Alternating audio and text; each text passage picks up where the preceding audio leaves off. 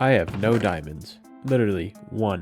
To fix this, I will be exploring the 1.17 caves. These massive caves give easy access to thousands of diamonds for armor trims and many other cool things as well.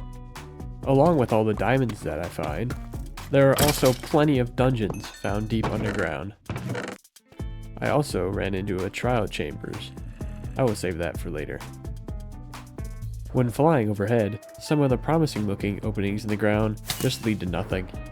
But the majority of them lead to massive caves with loads of mobs and tons of diamonds as well. In the top left corner of your screen, I have put the cave counter just to let you know how many caves I've explored. I've also managed to find one of the rarest blocks in the game already. While most of my diamonds were found on the surface, some of my diamonds were even found underwater. And with this final vein, we have our very first of many stacks of diamonds. This underwater vein will give me the second stack of diamonds. In these massive caves, sometimes you'll get incredibly lucky and have 2 veins really close together. Always making sure to pick up the extra emerald ores for the flex. With our first little trip done, we have about 3 stacks of diamonds. So let's grab the Fortune 3 pickaxe, take a dive into the quarry, dealing with this annoying skeleton, and heading straight to the diamond placing montage.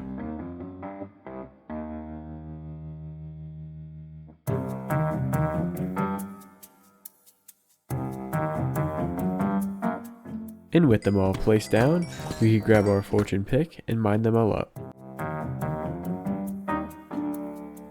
From those first few stacks of ores, we obtained just under 6.5 stacks of diamonds. And if we convert them into blocks, then you can see that we just now have 45 diamond blocks in total. If we restock our golden carrot supply, we can head straight back underground for more diamond mining. And with that, we have already obtained stack number 1 and number 2. Out of all of the time underground, this vein was by far the largest, with 10 diamond ores. And with this vein, we can claim our 3rd stack of diamonds. Now, to make it more entertaining for myself and you, I will put a timer on screen, just to show how long it really takes to obtain these diamonds. And I started off incredibly well, with 2 of the rarest ores in the game. These caves have tons of diamonds, but are also just massive mob spawners. These mobs are starting to get on my nerves a little bit, to be honest. However, the diamond payout is always worth it in the end. Sometimes, these massive caves are small, and other times, they seem to never end. It's always fun to round a corner and to see a new massive cave entrance, with loads more diamonds to be discovered. While I was in this cave, I had the recording paused, and died to a falling creeper with about 4 stacks of diamonds on me. So I grabbed my second elytra, and this happened. So I boated my way back in hopes to find my second elytra, but it was nowhere to be found. I searched everywhere in the forest, I felt like, but everything was nowhere to be found. With the grief of losing my maxed out netherite armor and tools, and 4 stacks of diamonds, I decided not to feel bad for myself and get back to work, starting with crafting up a new set of diamond armor and tools. Luckily, we had quite the supply of emeralds already to make the enchantments from our librarian villagers much easier to obtain. After filling up my inventory with books, I would head over to the gold farm for easy levels to apply these enchants to my tools and armor.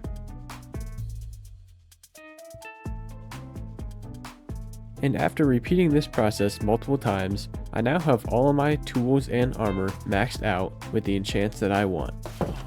With the tools and armor obtained, we can now go to an end city and steal another elytra from the end ship. Wearing our new elytra, we could glide back to the end gateway portal and dive back through the main end portal to get back home. We can obtain a many unbreaking book and slap it onto our new elytra. By flicking this lever and making our way up top, we could use the creeper farm for more gunpowder for more firework rockets. I will display a timer on screen so that you can see how long I'm really being AFK at this farm and how efficient it really is.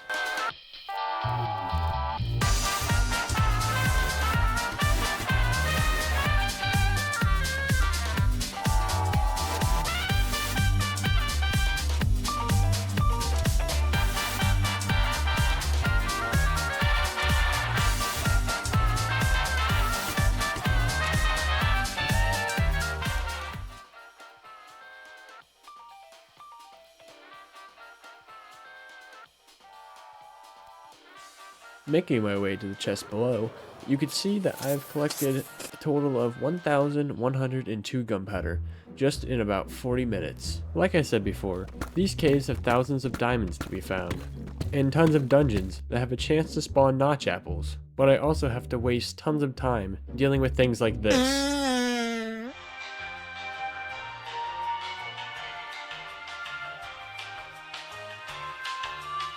And mobs literally spawning right in front of my eyes. The frustration of having to stop so often to deal with these mobs was building every time it happened, especially because a stupid creeper was the reason why I was so set back to begin with. There were plenty of instances like this.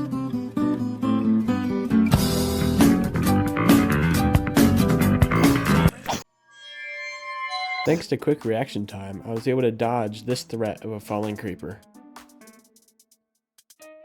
I decided that enough was enough, so I looted this dungeon and headed back up to the quarry to place down and mine up with a fortune pick all of the diamond ores. After this mining trip, my total was 4,357 diamonds total. Wait.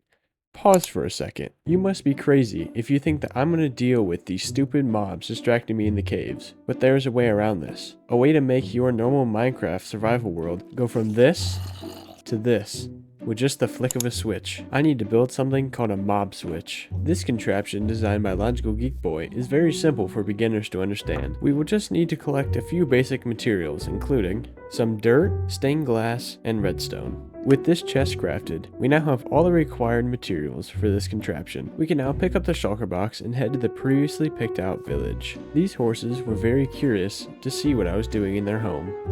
We can now grab everything that we need out of the shulker box and get straight to the speed build.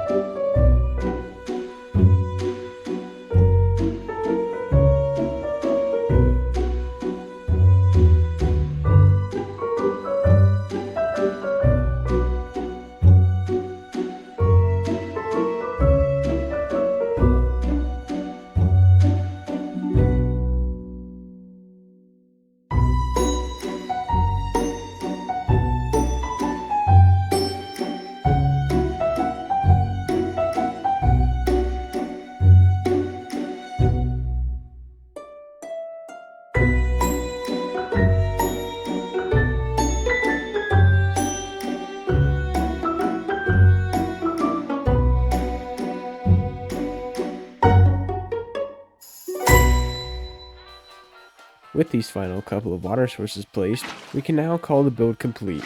Now, we just need the villagers that asked for permanent residence to be put in the breeder. Now I can let them out of their houses and lure them one by one into the breeder. The first villager was easy and went right in. However, the second one was a little trickster.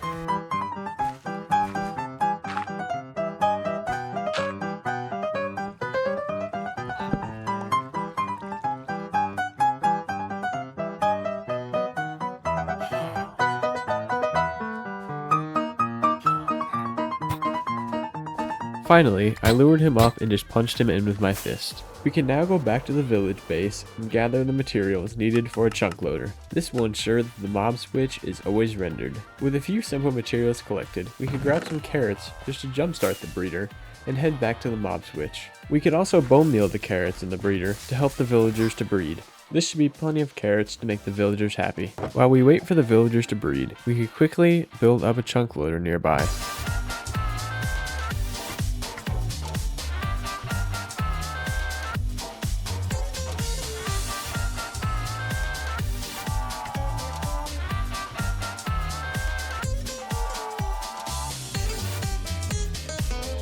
Heading to the nether, we could just light the ground here and here to complete the chunk loader. So now, we just wait for all the villagers to be produced and grow up so that we can trade with them and turn them into zombie villagers to fill up the mob cap so that no other mobs are able to spawn. And the chunk loader will ensure that this area is always loaded no matter where I am in the world so that I can always mine in peace.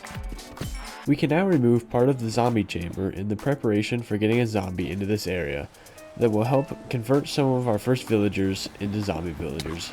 With our zombie trapped and name tagged, we can press this button that should give me my first villager. But first we might need to place down a minecart to actually pick up our villagers and power this powered rail. Now all we have to do is just trade with the villager and press the button to send him to the zombie chamber and for another villager to be sent to me. Now we just repeat this process until there's 70 villagers in the chamber or if we run out of them first.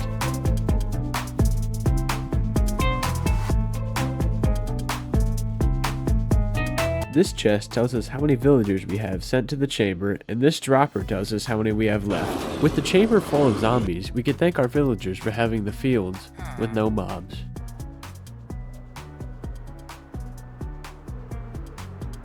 So now we can hit the caves mob free. Right off the rip, we got another emerald deep slate ore. I had forgotten that exiting your world and re-entering will turn the mob switch off. So I just grab a few quick and easy diamond veins, and this skulk sensor that I might use later. We can see that the chunk loader is indeed on, so we just might need a few more villagers to be converted to really fill up the mob cap. We can just borrow this man's house just to use the wood for villager trades. With a few more villagers added, we finally have mob-free caves. I find it so much easier just to run through the caves and search for diamonds without having to deal with hordes of mobs coming at me at a time. And in a short amount of time, we already have our first stack of diamonds. And not too long later, we have not 2, not 3, but 4 stacks of diamonds. Searching in all these dungeons finally pays off with my first notch apple, and this is my 5th and final stack of diamond ores. All that's left is to place them down and mine them up to see how many we have. These videos take tons of effort and time to create for you, so if you like what you're seeing, then give me a like and subscribe to the channel to let me know that you're enjoying this content. Wow, this is a ton of diamonds, 769 of them to be exact. So let's get right back to the caves and get some more. I had left the world, so the mob switch was turned off, so I had to deal with this little guy. You guys are probably wondering how I'm not getting bored, but I just keep thinking of that shulker box full of diamonds and it keeps me going. Let's hop right into the diamond mining montage.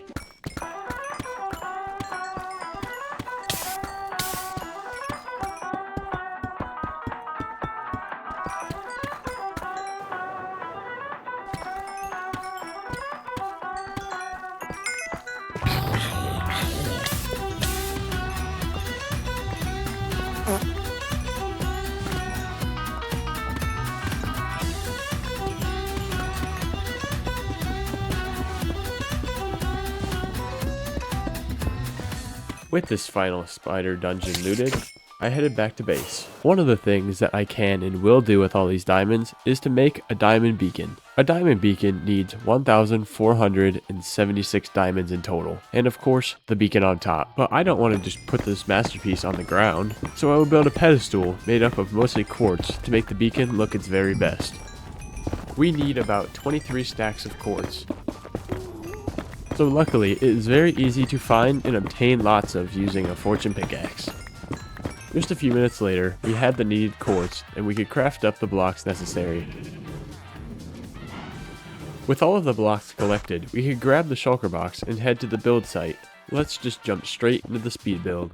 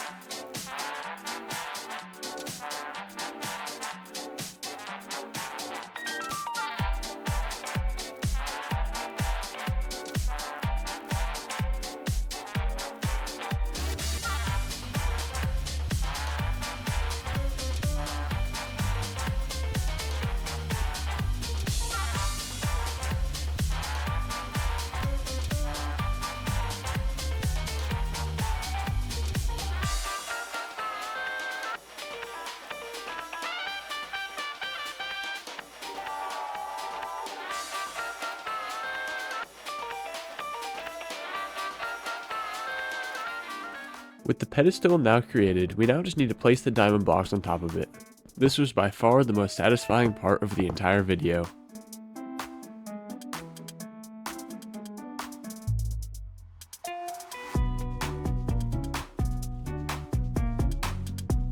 With the diamond blocks in place, we can now place down the beacon.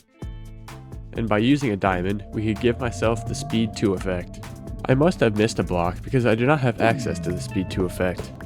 But with a little bit of mining around, we could find and correct our mistake. And there it is. So now we could place these blocks back and power up the beacon to its full potential. Now we are able to use the speed 2 effect. I'm fast as fuck, boy! We could also change the color of the beacon ray to blue to match the beacon. Perfect. I've spent so long in this world alone, so I grabbed my bones and now I'm searching the nearby taiga biome for a pet wolf. With bones in hand, I searched both air and ground with no success. I did stumble along some chickens, but no wolf. Just then, out of the corner of my eye, I saw him across the river. I made my way over immediately and offered him some of my bones. He was starving, so he gratefully accepted, and just like that, we were best friends. Along the journey back home, we had our first fight together. I let him into my house and invite him up to my bed. All it needs now is a proper home.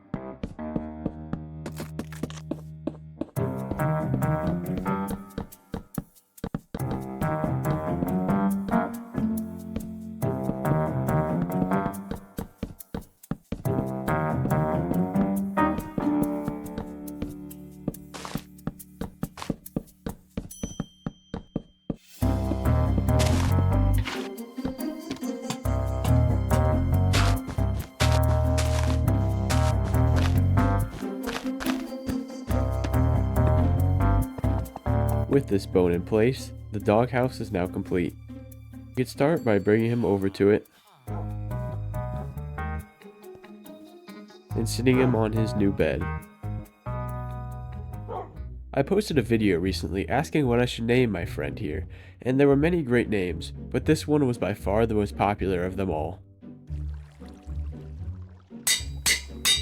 Everyone meet Bark Ruffalo. We will be getting him a friend here soon. Thank you for watching till the end of the video.